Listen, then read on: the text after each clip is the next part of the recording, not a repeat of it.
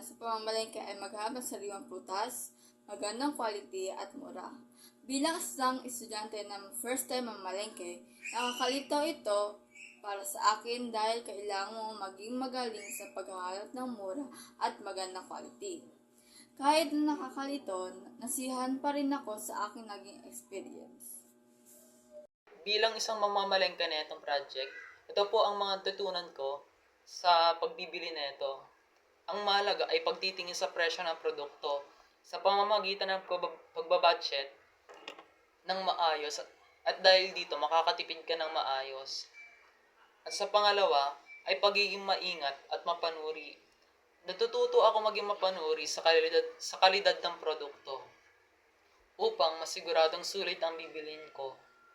At sa huli, natututo ako magplano kung ano-ano ang mga bibilin para sa tamang halaga ng pagkain na sapat para sa ating pamilya.